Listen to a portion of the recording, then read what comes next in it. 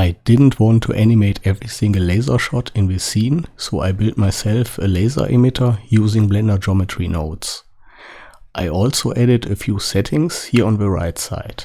First, we have the speed of the laser shots. For Star Wars animation, 50 meters per frame was very close to the look of the movies. I can set it to 2 meters per frame, for example, and the laser shots slow down. Next, we have the fire rate. I can increase the rate for rapid fire. We also have a setting for the lifetime. When I decrease it, the laser shots disappear faster.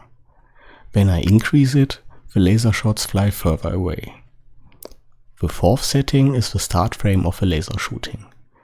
When I set it to 50, in the first 50 frames nothing happens, and the emitter starts firing at frame 50.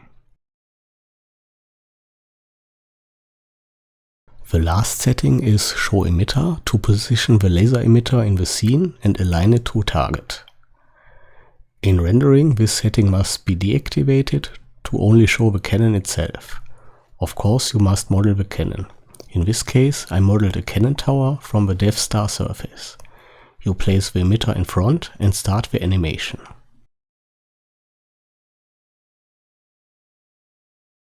The geometry node graph is easy to understand. We have our input settings on the left and the current frame number. In the center, we find a huge simulation zone. At the bottom, we have our particle emitter. The base geometry is a simple plane, and I merge all vertices in the center. I instance the laser shots from the single vertex using the instance on point node. Of course, you can instance any object you like. After that, I realize the instances. I join the realized instances with the previous created geometry and connect everything with the output. In the next frame, we take the laser shot and calculate the age, increase it by 1 and store the age in an attribute. The initial age is 0. Next, we update the position, and at the end, we delete all aged laser shots beyond our lifetime.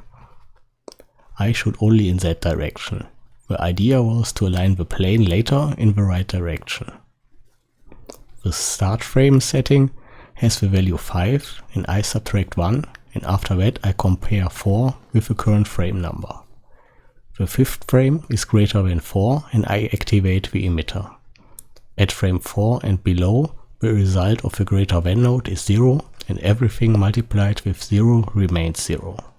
The greater than node also activates an internal counter and increases the value from the start frame on every following frame by 1.